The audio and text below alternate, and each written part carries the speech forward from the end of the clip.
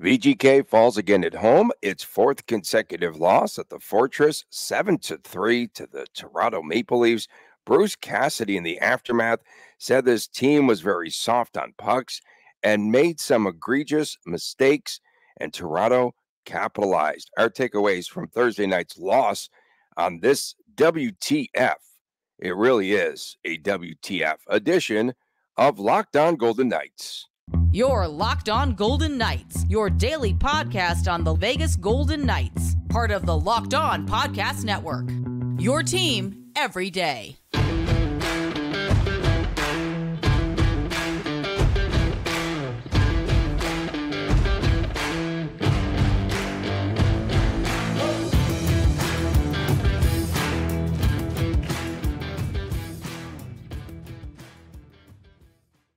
Hi again, everyone. Tony Cardasco, Chris Golick on the WTF edition of Locked On Golden Knights from Las Vegas. Thanks for making us your first listen each and every day. And find us wherever you get your podcast. And please subscribe to our YouTube channel. Sounds like a lot of orders. And please subscribe to our YouTube channel, Locked On Golden Knights. So coffee Bruce is stronger today. Life is good. Sorry. Yeah, you need a lot. You need industrial strength coffee after that loss. Yeah, I just might chew on the coffee grounds and not even put it through the coffee maker. Cassidy said, your best players need to be the leaders of the team after the loss. Was he ever so spicy after that loss to the Maple Leafs last night? Even with Mark Stone missing from the lineup and now listed as week to week, Cassidy said that he expects everyone to step up, including the young players. 4-0 at the end of the first, and Adin Hill was chased. I don't know where to begin, but Adin Hill's gone sideways of late, especially at home. Yeah, I mean, listen, the first 4, 5, 6 minutes of the game, Golden Knights looked good. They were bringing it to the Toronto Maple Leafs. They started on time. They had some great chances. They had some great looks, and you're watching this game, you're like, okay, this isn't going to be that bad. You didn't know what was going to happen going into it. No one really knew what was going to happen. And okay, things are looking pretty good. And then just that first goal, at first it looked like it was like Adin Hill, like just kind of olayed it or something, or it bounced off him. But then once you saw the replay, you saw it go off Alec Martinez. Like, okay, that's when it rains, it pours type of thing, right? But then you watch all the, like, what led up to the scoring chances. You have a Mason Morelli turnover. You have Chandler Stevenson and Braden McNabb staring at a puck as Max Domi says, okay, you guys figure it out. It's like when you pull up to a stop sign, everyone looks at each other, wait for someone to go. Someone just go. Max Domi was the car that was very impatient and got a breakaway goal out of it. Braden McNabb, I believe, lost a puck battle down low. Nick Hague, I believe, lost a puck battle down low. So it's a reminder of how small the margins are between winning and losing. You do the little things right, your team's probably going to win games. You do the little things wrong, and it just snowballs into what happened last night. And I get the comments from Cassidy, no excuses. The top players got to be better. The kids, the rookies, the Henderson line, whatever you want to call it, they've been around for a minute or so. And Cassidy credited the youth in the win against the San Jose Sharks. Granted, that's obviously barely an NHL franchise, which what the Golden Knights are right now, I guess. So we'll see. We'll see what ends up happening for the next 5 games on the roadie. Sometimes I really do like to hear things that we stress on the show, especially, what did I say, Mr. Golick, about teams starting to figure out VGK? What did I say about teams beginning to understand everything that they're doing from low to high, what have you? You're starting to see that more frequently. So do they make some changes and some adjustments to this system? Because before it was just like, hey, we're VGK. This is what we do. You have to beat us at our best game. And now teams are starting to catch up. How much of that is on the personnel? I don't know.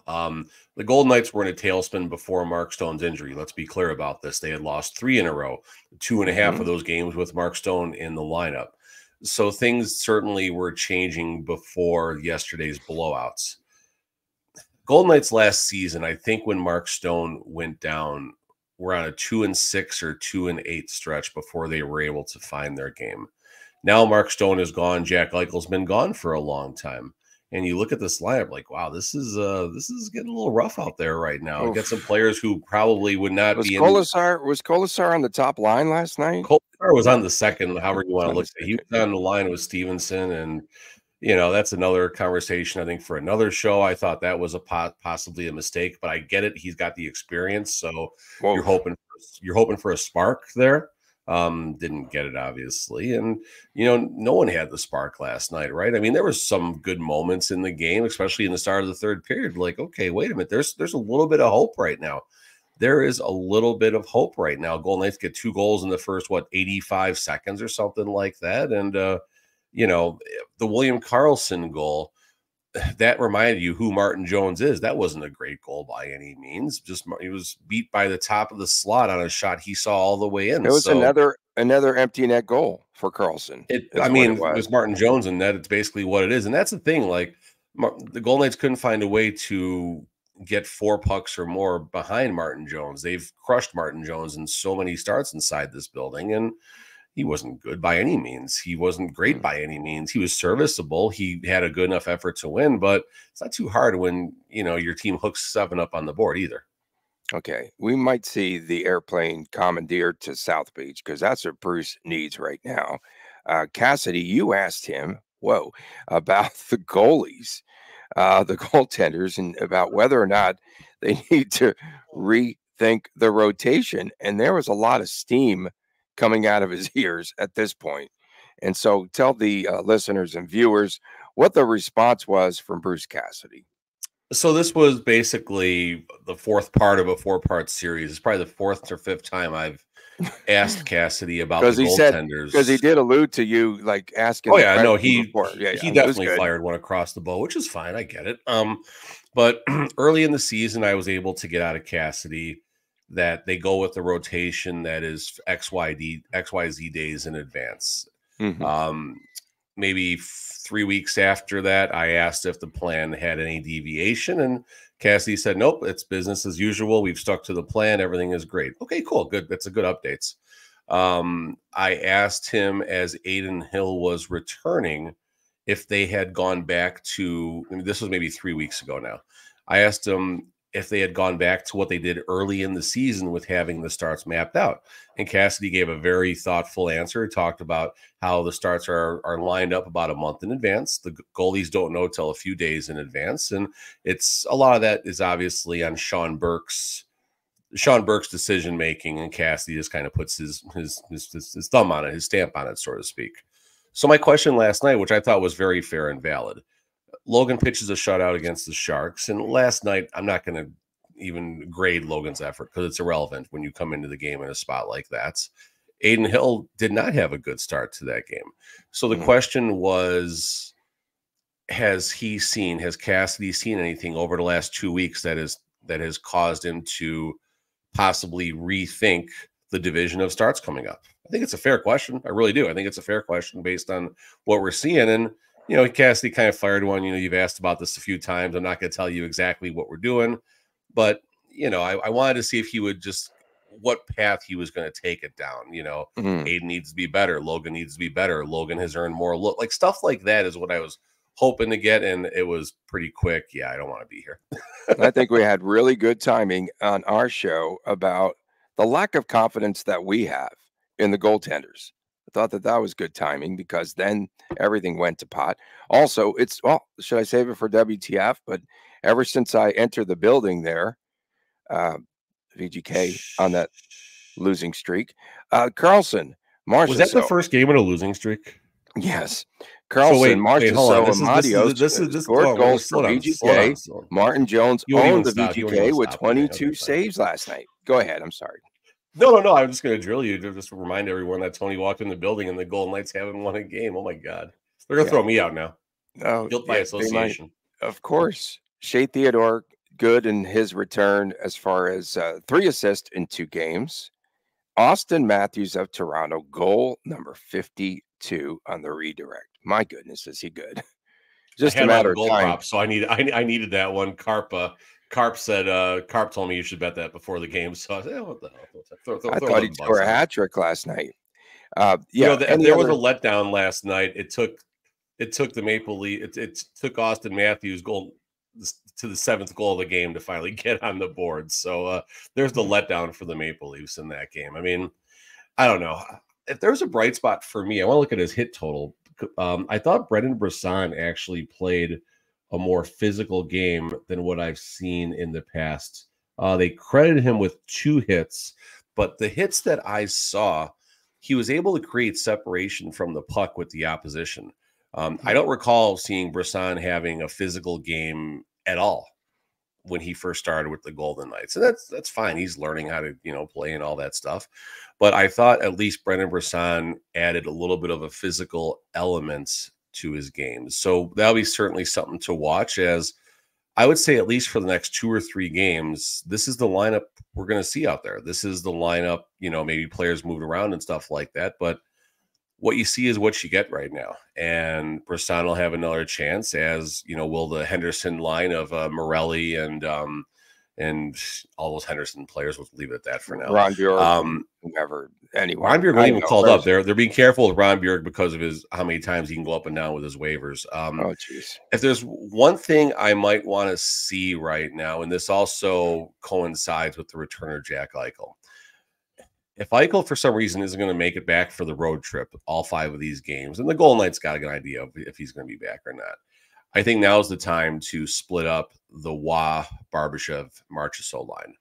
I really think there needs to be a little more balance in the lineup of players that are getting it done, because there's a very small list of players that are getting it done right now, and a lot of them are on that same line. So I think this is a time to reconsider that top line, move some players around, just keep on stirring up the stew, I guess, until they find a way to get some consistency up and down the lineup.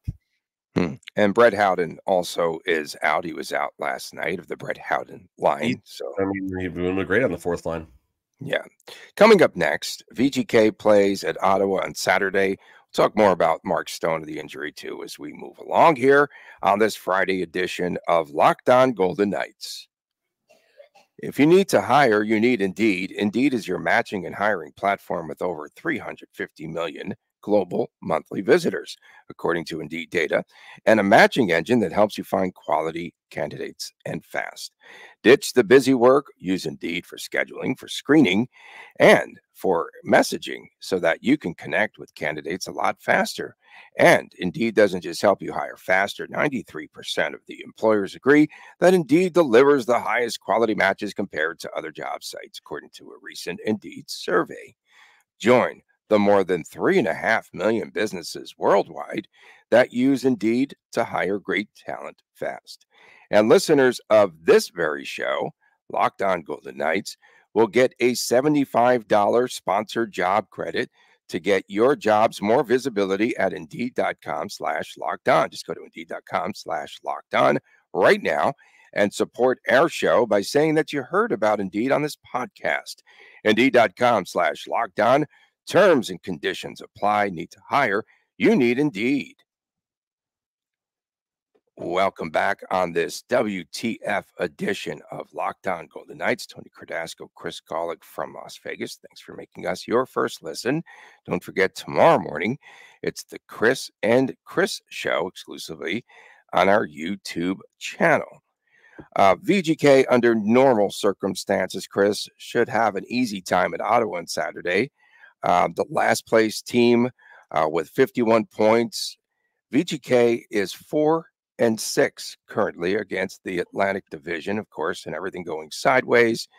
And they're 15 points out of the final wild card spot. They will be sellers at the trade deadline. They come off of a win over Dallas on Thursday with Josh Norris scoring 2 goals. Right now, I think the biggest name that they'll probably want to shop is Vladimir Tarasenko, who's got 39 points, I believe. But he also has a no trade clause across the board. And so he will just have to pick and choose wherever he wants to go, because they can't just arbitrarily shop him. So things for VGK, this could be like the San Jose game, except they're on the road and they go further away.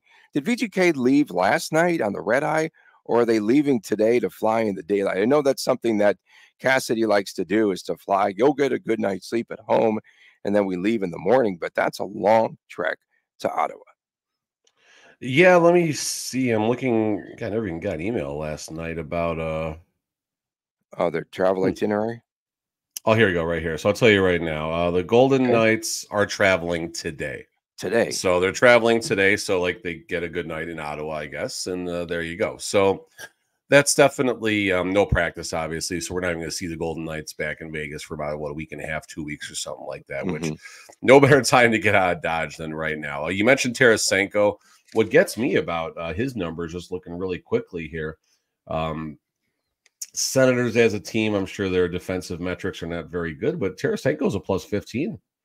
Tarasenko is a plus 15 right now. So that certainly says he's doing a lot of things well on both sides of the ice. And I wonder, how do you get a no trade clause signing a 1-year bridge deal in Ottawa? I find that kind of interesting. I think it's actually, I think it's a good negotiating tactic, because now they can, he gets to determine where he goes. That doesn't mean he's not going to be traded. He might not be traded. He might just want to be up there for, whatever reasons, personal, fan, whatever it is. He might wind up not going anywhere. I doubt that's going to happen, but Golden Knights, I'm sure, are going to be tied to Tarasenko, as they are Riley Smith, as they are Mantha, as they are Pacioretty, as they are a million different names right now.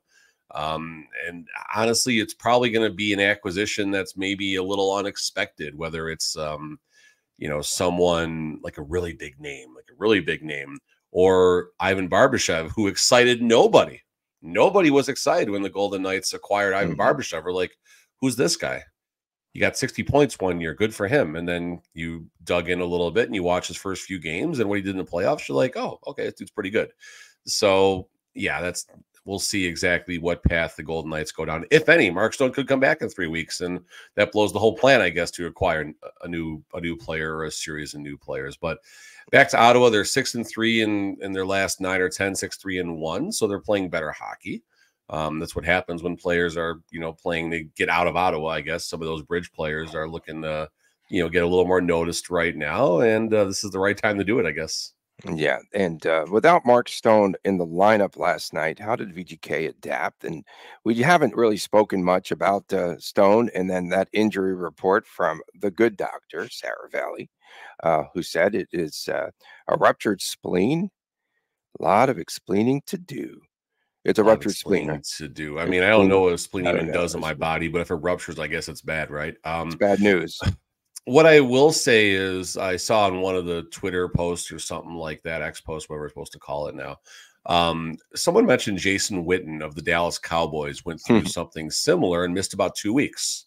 Right. Okay, that's a good benchmark. I don't know if Stone's spleen is as strong as Witten's spleen, or if his rupture is the same as Witten's rupture. And I've also heard it could be 8 weeks plus. No.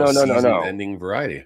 No, week to week in VGK land is 5 to 6 weeks.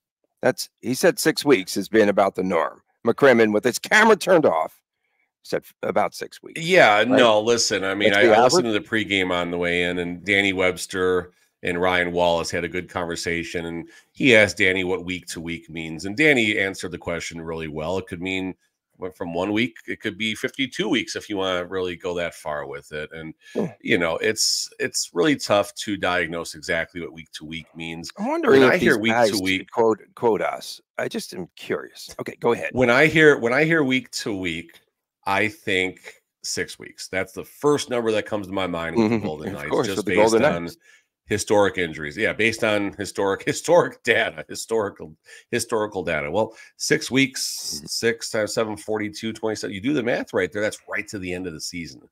It is right to the end of the season. And of course, people are gonna skip that right away and say, oh, great, Mark Stone, he's gonna come back for the first game of the playoffs, and the Golden Knights are gonna acquire Patrick Kane and Anthony Mantha and Vladimir Tarasenko, and they're gonna put together an all-star team in Mark Stone's absence. That's probably not gonna happen. But that it could happen, I guess. I don't know if that can get all those players, but the Golden Knights definitely could, acquire 1 or 2 or even 3 key pieces with that $9.5 million that Mark Stone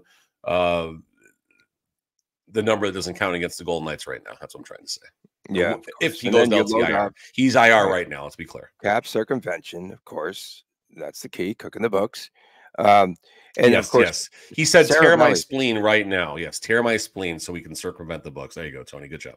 Yeah. And Saravelli, though, said that, of course, VGK needs a winger. Duh.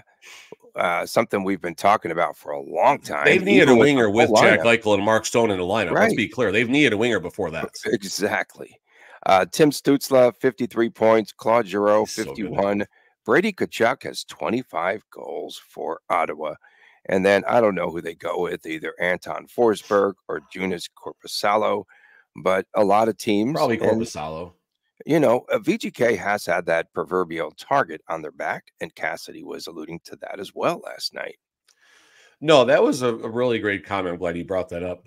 Basically, Cassidy's comment was, you know, we have what the other teams want right now. And you take that with the vulnerability of the Golden Knights. You know, they're putting their foot right on the throats of the Golden Knights. They're coming into T-Mobile. They're having their way with the team ever since Tony Cordasco was in the arena. They're just finding, I mean, the Golden Knights are not hard to play against. I thought that was really the best takeaway of the Knights. Cassidy mentioned the lack of identity right now. Like what's the Golden Knights' identity over these last 4 games? Giving up late leads or giving up or not finding ways to win games when you're tied at home going into the third period, giving up multiple leads, which they've done.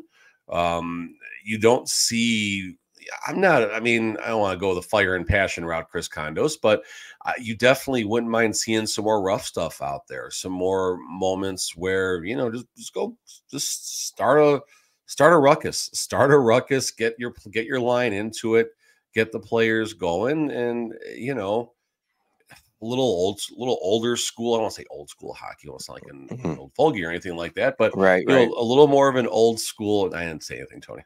A little more of just that old school route right there. You know, put the foil on, whatever, get the crowd in the game, whatever it takes right now, because teams are coming in and doing that to the Golden Knights, whether it's physically or with hits or simply just crushing them on the scoreboard. And, you know, now you got players, you know, as people are chirping up and back, just pointing at the scoreboard, and the Golden Knights are on the wrong side of it.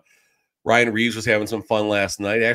Ryan Reeves actually had a pretty good game. I dog him all the time, but Reeves had a good game.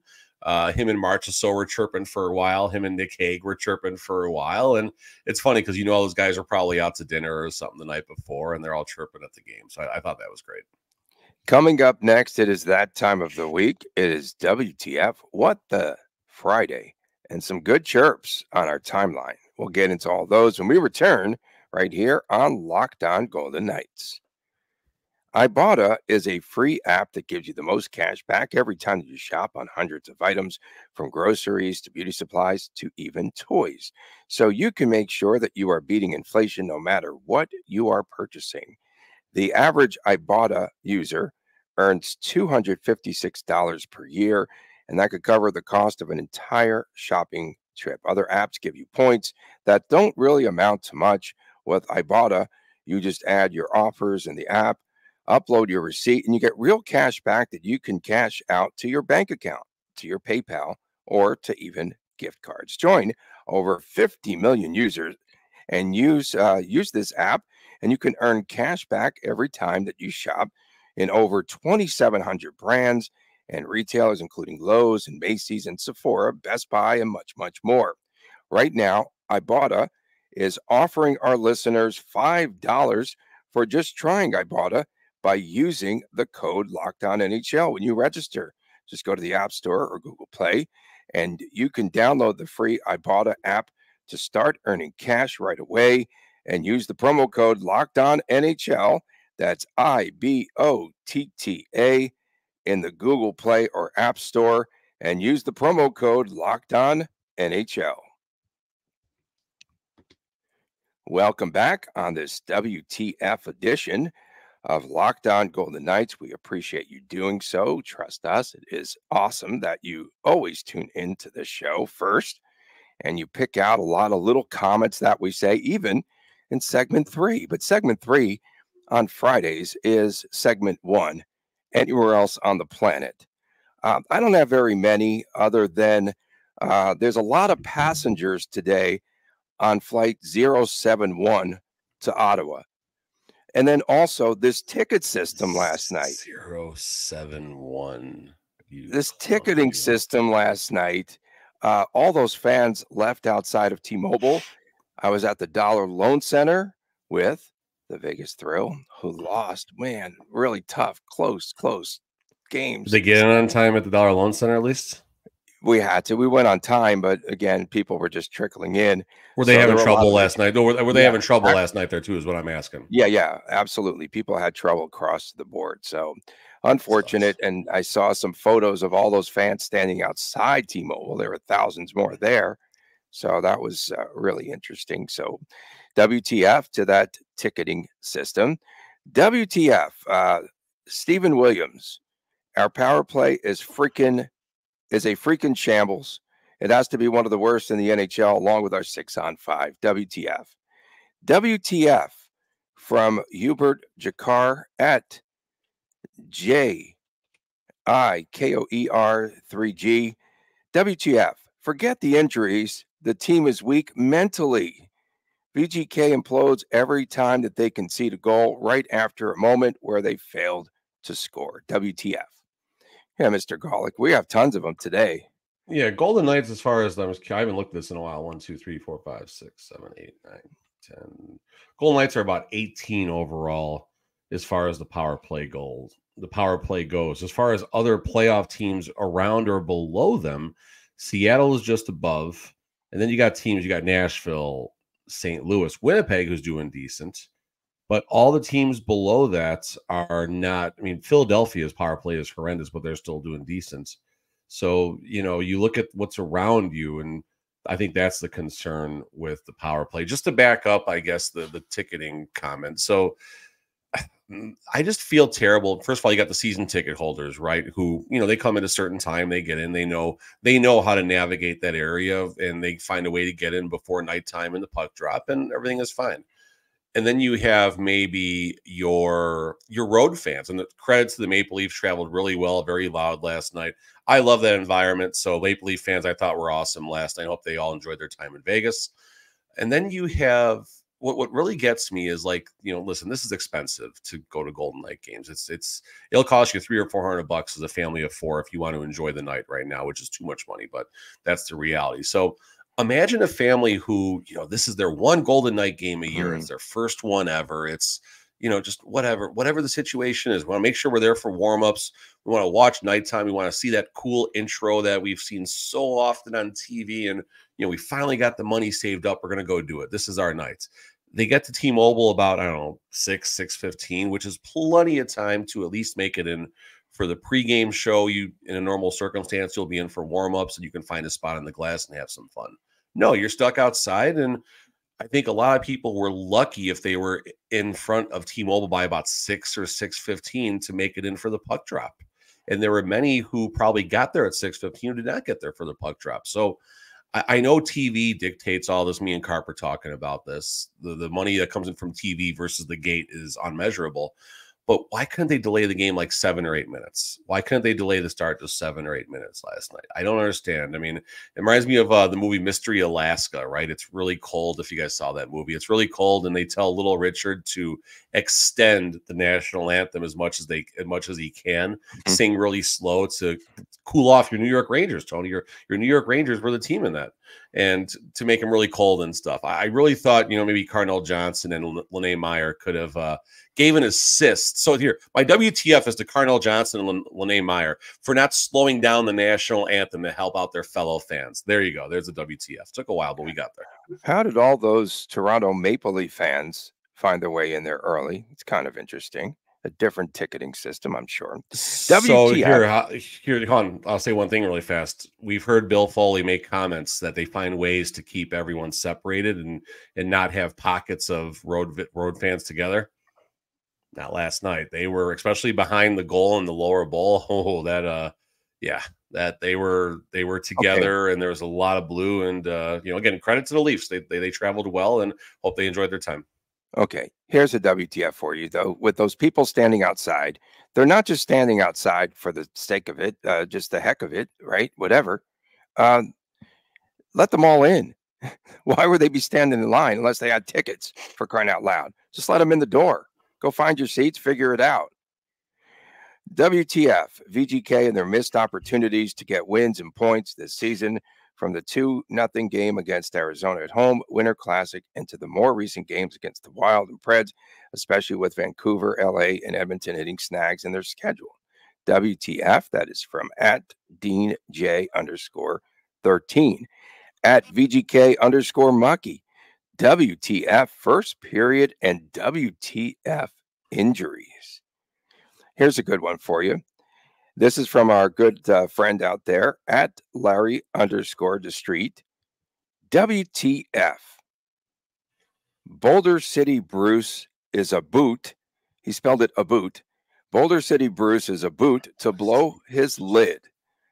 Also, when did the fans turn on Way Too Chill Hill?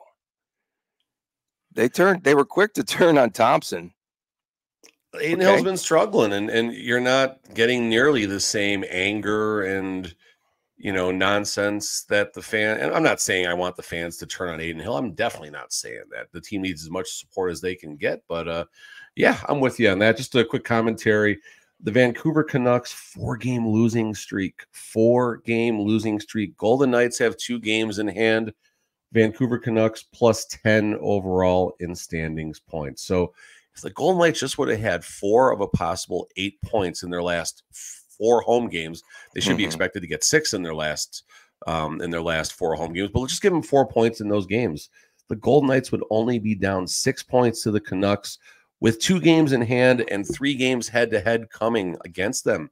Edmonton Oilers have 4 games in hand over the Golden Knights and now are just 2 points behind in the standings, while having a greater points percentage, 642 versus 614. So the Golden Knights officially are 3rd place in the Pacific right now, not by points, but by points percentage, which is what matters if the season were to end today. So, and 5th place overall in the West, I think 5th place probably. That's probably about right. That definitely could matter. And if the Golden, I want them, if the ratings, get to the conference final. For the sake of ratings, I was looking at some of our top shows over the past month or so, and they're all about VGK and the Oilers. So I am rooting for VGK and the Oilers to play at some part there. That's our YouTube numbers, Tony. That is when our show took a turn with a positive turn when the Oilers had that season against the Golden Knights. So we got out of the playoff series. 100%. We had a losing streak going, folks. Not going to lie. Hashtag WTF did I just watch in that first period from our good friend at Heart Jennifer.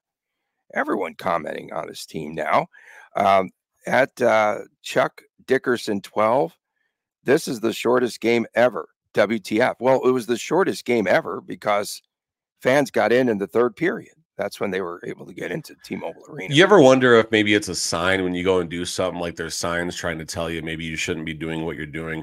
I think the hockey gods were trying to tell everyone, don't go to this game. Do not go to this game. So I think that's what happened last night. Last WTF for me, last 2 games, they've brought out this really nice high-end vehicle out during the first intermission. And some very average person, I say average because they usually have no hockey, they don't know how to hold a hockey stick. They get a chance to shoot the puck from center ice. If the puck is this wide, the hole for YouTube, the hole is about this wide. So you got minimal to no margin of error. And, the owner of the car dealership who is putting this car out there saying, yeah, I want to give this car away. You can't even buy this car right now. That's how hard to get it. I don't know if I think he wants to give it away. But then they pick, someone who the 2 shooters haven't even hit the net, let alone had a shot to get it into the targets. So they're picking the right contestants, to say the least. Okay. At E-Runs, this one's for you and all the fans out there. Eric Ravers. VGK hasn't won a game since Tony Dasco was in the building. Told you he put the Maloiks on them. WTF. Did I put the Maloiks on them? I mean, really. Did you bury something in like a tree outside of T-Mobile, or did you? No, all I did was something like under a carpet, maybe somewhere. Did you go down by where the Golden Knights tunnel is and like spread some weird ashes or something? No. I just put an Edmonton Oilers flag under T-Mobile Arena when they were starting to build that. So you did that about 9 years ago. Nice. Yeah. At Pretty awesome. that underscored guy, here's one. WTF is with the cap circumventing claims. Didn't all the teams have a chance to vote on it at the Board of Governors meetings? It will be interesting to see how the owners voted on it. Like, if the owner isn't bothered by it, the fans need to zip it. Shut up, Chris. Very few owners. No, I'm with it. This is my comments. The owners and general managers are 2-hour podcast. Go ahead. Sorry. Let's go. Let's make it 3 hours. Let's start swearing. That'll really drive the numbers, apparently. No, listen, the general managers and the owners. Talk about Edmonton, because we need some numbers. Edmonton. There we go. Every other word. The general managers and the owners are the ones who decided they want the salary cap to go away come playoff time. And yes, there are some teams that blew the whistle and requested the Golden Knights be looked into at the end of last season, which the NHL did per Elliott Friedman, and the Golden Knights checked whatever boxes as far as not doing cap circumventions. So, chances are your general manager and owner are in favor for the very thing you're complaining about. Okay, I'm done. Okay. I'm mute. There we go. For my man, Chris Golick, I am Tony Maloik Cordasco. We appreciate you tuning in. Thank you so much. Tomorrow, the Chris and Chris Show, the YouTube exclusive. We'll see you again next week right here on Locked On Golden Knights. You have a great weekend, and please take care.